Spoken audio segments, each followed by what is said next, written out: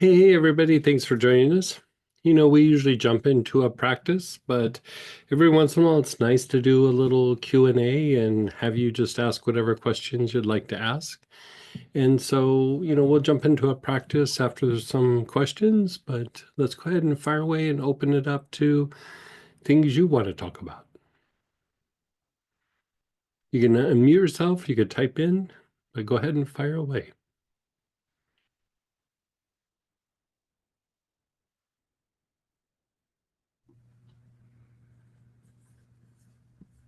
Hi guys. Great. Hey, hey, Hey. hey, Um, how are you feeling? oh man, thanks for your note the other day. I gotta tell you, it must have felt like that's what my parents felt like when they were about ready to pass. Because Yeah, like I mentioned, my blood pressure was so low and very, very dizzy. And it was just like 3 days of that was absolutely tragic. but you're But feeling yeah. better now? You're Oh my feeling gosh, yeah, last Tuesday okay. was the worst. Good. I Good. didn't take that dose of the med it's weekly, right? So I didn't take Yeah. it Saturday. Anthony helped with that. Well, Good. you know, and then also Di gave me a shot of B12. So that Good. actually helped turn the page, if you will. Good. Good. Good. So, yeah. So, and I also want to thank you too, because I looked to some healing meditations that were online on YouTube as well to kind of just once I started feeling a little better that I could sit without the Yeah. nausea Yeah. and the Yeah. dizziness for a little longer than just kind of, putting up with myself for that Right. body. So, but yeah, but thanks again for Yeah. reaching You're back so and welcome. stuff. So along that vein here, Mhm. as I take that as a really like a pure restart or jump start, right? Mhm. So what would be, I know you mentioned the cinnamon would help, kind of just, but the way it was, what I've lost probably about 35 pounds so far. Mhm. So there's a lot of toxins. That's what we were thinking was actually being flushed out of the system, right? And there's a lot of gunk, that's the real technical term there, Yeah. in the gut that's being flushed out, right? And the body didn't know how to deal with it. So that's kind of where it went into a kind of toxic shock kind of situation, Sure. which is what we were thinking it was. But there's what Anthony had picked up was there's a lot of death and kind of just things dying off in the gut. Mhm. So, what's a good way to kind of, my appetite's been so weird with this med, but it's just non-existent mostly, or being nauseous, or Okay. really slow to digest, right? Right. So just re-kicking, kind of jump starting the whole thing there. What's a good kind of practice to do with that? So I would say, that practice that we do with the three brains, where we do the Right, sixth chakra, Ming Men, solar plexus, back heart, and right, then brain and crown. You're doing a lot of things there. Um, for one, you're stimulating the healing processes of the body, but any time that the body goes into like a sort of crisis like that, right, your body goes into more of like the lower drives, the instinctual drives. It's tied to self-preservation and survival and things like that. And the thing that can happen is the lower centers can become overactivated and not necessarily feed into stimulating the upper centers. And so if we think about it like a tree, those lower centers are mm, the roots for, the upper part to grow and thrive.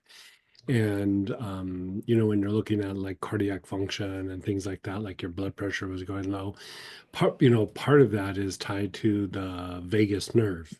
And so I would say practices with three brain, you right. just go through and do cycles of it. Um, that's always good. The other thing to take into account is Lama yoga. Yeah, Lama try to yoga do that. is Yeah. is is very balancing. And you can put your awareness on different parts of the body. Like, as you're doing yoga, you can go, okay, like I'm having issues in the gut, or I'm having issues wherever. And you kind of tap into it, and then you do the Lama yoga and be still for a little bit. That is very um, healing on a lot of levels. The thing with moving the head back and forth with Lama Yoga, you're inhaling up and then exhaling down.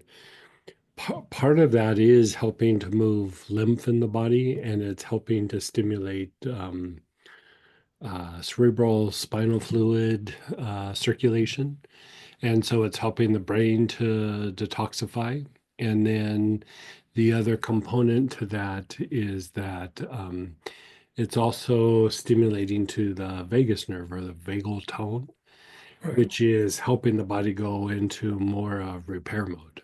And so, sometimes when we have issues like this is, there's different parts of the nervous system, and the part that's the involuntary part, which is like our fight flight when we have activity, and then we have rest and repair, and also digest with the resting component, is there starts to be a bit of an imbalance there. And so that idea of using Lama Yoga and the three brain technique should address all of those things in a way that the breath and the movement of energy and your awareness on the centers, all of that's very good. Now, if you look at the three brains and you kind of chop it in half, like there's a front half and there's a back half, right? Right. And so one of the other things that you can do, and we've done this in some of the practices, but where you put your awareness on the brain, and then you put your awareness on the spine, and then the brain spine, and then the brain and the soles of the feet, and then you Right. release and you let go. And then you let that be for a moment, and then you go from the feet to the low back to the area between the shoulder blades, and then the top of the head. So by going through and doing this, what you're doing is you're bringing like higher consciousness, and you're kind of pulling it down into the body. And when you do that, you're bringing it down, down, down, down, down, down, and then you're releasing out of the feet. And then you're taking whatever gets stirred there, and then you're moving it up, but you're moving it. That low back transmutes things physically, between the shoulder blades transmutes things emotionally, and then the crown, or the top of the head, transmutes things mentally. And so part of what you're doing there is it's a very effective way to awaken a bit of Kundalini, and then Kundalini energy, and move it up. You Okay. could call it whatever you'd like, Kundalini or sacred fire, but whenever you bring Kundalini up, it strengthens the body, it fortifies the body, and makes the energy body work more efficiently and effectively. And because you're starting at the top, bringing it down, and then going back up, it also has a balancing effect on the energy centers. And so if things are overactivated or underactivated, it has a balancing effect. And so, you could play with each piece of that. And Right. I would kind of do them almost in the order. I'd do three brains, then do a little Lama yoga, and then, do the brain spine soles of the feet technique, and then run it up the backside. Okay. And between the three, you're hitting all those areas that we're talking about. But one of the things, like when you have I don't know that I call it, I guess it was kind of a health crisis, but it was like, you're basically having a reaction to a medication. Sure. And so the thing that happens sometimes is the body starts to become sluggish. And by going through and bringing the Kundalini up, you're like stimulating the body to function more appropriately. Right. Okay. So that's why, like I was talking about the cinnamon, or like in herbs, they would use like cayenne pepper. But Okay. in mystical practices, you elevate Kundalini, you move Kundalini up, and the Kundalini will stimulate body's processes. And it's even how you regenerate things that might not be healing very well or healing very slowly. And Okay. and so between those three practices, I mean, that should help you, and like you said, you're not on the medication, or you didn't do the shot this last, because it's what, once a week. So you're not doing Yeah. the shot this week. And so yeah, but feedback from several people, that is a side that it doesn't happen every time, but Right. Right. people Yeah. do have that side effect. Yeah. Yeah. And And so yeah, I was reading online a lot. It seems like yeah, they were getting worse and worse. That was actually yeah, the sixth shot, I think, sixth, yeah, or I was just about to get to my seventh. But yeah, so yeah, everything just kind of culminated with the with that right, last one there. So right, yeah. yeah. And sometimes with those particular kinds of shots, the blood sugar can drop. And so Yeah, Di has one of those little pinprick things. yeah, Yeah, so that was like, I think I took one when I was feeling bad, but it was 94, low 90s or something like that. okay, That's that's what I okay. was thinking too. Maybe, that was Yeah, part of it. yeah, But the dehydration too, I was feeling that, yeah. And yeah, that, like that head movement, I mean, part of like circulation and part of blood pressure and part of respiratory function is the medulla, and that's where the vagus nerve comes out. It's this little area at the back of your head, right. and the movement, with Lama yoga is very stimulating to that area. And when I say stimulating, it means stimulating proper function. And so yeah, like those Okay. practices should hit all the markers, Okay, for good. some good So, self-healing. right. So that would be good with just breathing or Yeah, with yeah, an yeah, just oil. do breathing. Yeah, Okay, yeah, great. yeah, yeah, just Because do I'm breathing. still just thinking about an oil, the No, just do stomach just breathing. kind of like kind Yeah. of thing. No, Yeah. just do Lama yoga by itself. Just do three brains by itself. Just do the Okay, good, good. the Yeah. the other thing by itself. Yeah. Yeah, just Okay, use the good. breath. Yeah. Okay. Yeah, I look forward to coming back. Yeah. It's good to be back. Thank you. Yeah, good to see you. Yeah. Yeah, you as well. Thank you. Thank you so much. And then go ahead, Linda, then Ed. Hey, Linda, Hey, hi there. how are you? Doing good. Thank you. Really deeply appreciating your healing stress protocols these days. Oh, And good. yeah, really, Yeah. really into that. In Yeah. fact, last night, just FYI, I did it with Gold Healer and it Uh-huh. was spectacular. Oh, good. Yeah. Anyway, the question I had though was last night when we did the Astara Hmm. blessings. Hmm. You led us in something I don't remember doing with you before, but where you had us focus on the navel, bring awareness to the navel, and we did breathing, and then we went to the secondary navel and we did breathing, and we were also Right. right being aware of the ball of light, Right. Right. and you could really tell that the ball of light was like amping up, right? It Yeah. felt to Yeah. me Yeah. like we were.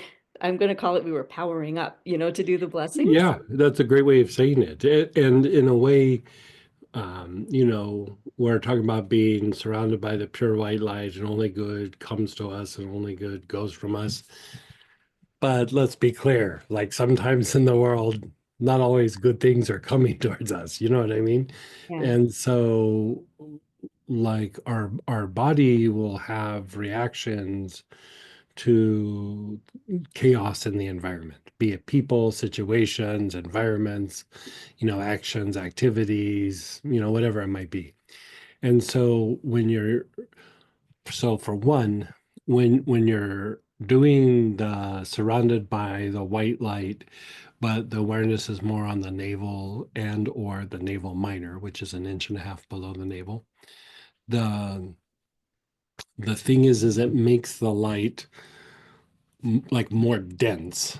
It makes it a lot more dense because you're kind of mixing like pure light and then light that comes from the earth, and you're kind of mixing them together, and it's making it more dense, so that when somebody or a situation is, you know, chaotic or something's being projected at you, it it diminishes it before your body reacts. Because part of the issue is that we might have anxiety. A perfect example of this is the more chaotic your environment is, the more that your low back tightens up to stabilize the spine. Like, bottom line, doesn't matter what's going on, if you have some sort of thought, emotion, or some sort of chaos in the environment, your body tenses up to protect the spine, because it doesn't have the cognitive ability that the mind does, where it goes like, okay, this person's acting like a jerk, but we'll walk away and we're fine. The body is like, crazy person, like, we don't know what's going to happen. Like, that's all the body knows. And so what starts to happen over a period of time is that area keeps tightening up. And so, for one, it reduces the amount of kundalini that goes up, but it it it causes a kind of insecurity where your body's trying to communicate with you. Your body's trying to tell you something. And so, it's trying to tell you like, hey, we don't feel safe. And so then emotionally, you start to have a little bit of like, I don't know, I'm feeling abandoned, or I'm feeling not protected, or I'm not feeling supported. I'm not feeling, whatever, fill in the blank. And then the thoughts start to go in, well, this person's doing this and this person's doing that. It's trying to resolve the issue, when really the body's just saying, hey, I don't feel safe. I don't feel secure. And so, this is a kidney issue, and it's a low back issue. And so part of that idea of being surrounded by the pure white light is you're becoming more immune to chaos around you. Mm. So it could be the news, it could be your family, it could be traffic, it could be, people you're interacting with, it could be you at the store, who knows? It's just anything chaotic. And so that idea of doing that practice with utilizing the navel, um, on one level, it's creating a greater barrier. So basically, what you're producing is like a safe space, or like a feeling of protection, or not being impacted by the chaos, by visualizing the light and putting your awareness on the navel. Like, it makes it like stronger and more fortified. It's like that light is denser, so it can take a little bit more of a punch, like if somebody's projecting something out at you. And it's not even that it's like you're making a ball and you're in the ball. It's that you're training the aura, the energy body, to repel those kinds of things when it happens. And so, at first you're just visualizing a ball of light. But what happens is, the ball of light might be mediocre, but you get around somebody and they start acting weird. Without even thinking about it, your energy body will go, I recognize that, shields up. Oh. The aura would just start protecting itself. So, on one level, there's that. But the other thing that I find that's very unique with that practice, and it's almost paradoxical in what I just said, is by going through and doing that practice, the navel regulates your primal drives, like it regulates your lower centers, so your instinctive responses, and if you look at, like, even when somebody's projecting something at you, like, somebody comes in and they say, something aggressive, or they say something insulting, yes, they're doing it cognitively, and yes, there's some emotion behind it, but the aspect that's doing the heavy lifting there is instinct. It's an instinctive response on their part. and your body has an instinctive response. And so it's lower nature versus lower nature in that kind of scenario. And so by going through and putting your awareness there, it starts to have a regulating effect on how your primal drives and your instinctive responses respond. But the deeper thing is that there's a couple of different ways of allowing the heart to be open, right? Because really, as practitioners, that's what we're shooting for. And so, there's a process with, you do work with the ajna and balance out the brain, and then you transmute things down in the back heart, and then you go down into the lower centers. All of that allows the heart to be more open.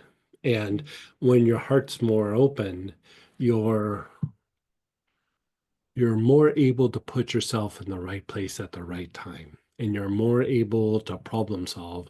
But more importantly, just that act generates good karma. Just that act. Because what you're doing is you're sacrificing your animal nature to behave differently in situations where your animal nature would be coming out. And so you can do this like longer process, or the shorter process is to put your awareness on your navel and work that. And in doing so, the energy body makes you feel a little bit more protected, and then the heart begins to open up. So it just allows for things to come in. And the idea with opening up the heart is you're deepening your connection between the heart and the brain. And the thing with the heart is two different things can exist in the heart. Like, if you think about like the journey within, when we're going in and we're trying to find that sacred space. And when people kind of start to touch on it, they'll go, I feel like I'm in a big giant room that has no walls. So if you look at that, those things are in complete opposition, yet they both feel true, right? And so the reason that happens is the heart becomes open, and it's like you can say it becomes less judgy, like it becomes less armored, like it doesn't feel like it has to protect itself. So what starts to happen is those two pieces that don't seem to fit, but both are true, is the intellect and the intuition. Like you're beginning to align the mind and the heart. And so the heart is the first perceiver. Like it's able to perceive things that the mind can't perceive. And if the heart's not open, we go to our past experiences and we just keep living out the past. But if we can sit with both of them there, we are able to have more of an intuitive response and be able to take in the information, kind of learn, observe, make adjustments, innovate, and then the intuition and the intellect begin to work together, right? And we can break out of patterns that we wouldn't normally do. So going back to what I was saying is you're sacrificing in a way, like the more that the heart becomes open, you're sacrificing your animal nature to be able to do something that is of the soul or of your higher nature. And that act itself generates good karma. And as you generate better karma and good karma, life starts to improve. You start getting out of these jams that you're in all the time, and you start to feel more guided, not just because the intuition is working, but you're even having the karma of, I don't need to suffer like this. I'm learning my lesson. I'm evolving, and I can break out of these repetitive patterns that have been going on for months, years, decades, whatever it might be. It's a simple practice, but maybe in the mystic vibration, we'll do the longer version of it here in just a few minutes. But like if you ever want to generate like some quick karma, like to either decree or just to have the body feel better or break out of a situation. It's a good way to do it, and you'll find that you have more insight, you have more realization, you have more um, guidance and what to do when you're faced with difficulties. And so that idea of I'm surrounded by white light, I'm protected, I'm guided, I'm healed. It's tied to all of this. You're being surrounded by light, but you're also activating and opening the heart to be this like open vessel, um, so that all of those things can be in place, like without even having to think about it. They're just there, you know. Fantastic. That I knew there was so much more going on, and I Yeah, appreciate that yeah. explanation. That was magnificent. Thank you I, so much. I mean that's the thing is like we do these practices and you know we do it in 20 minutes or 30 minutes and it's like, well, you know, there's times to talk about it, but then there's also times just to do it. And you know, it's one of those things that if you're always talking about it as you do it, after a while you get kind of like, I don't know. I don't want to say bored of it, but like, you know, there's times just to jump in and like, let's do the practice. Yeah, But, absolutely.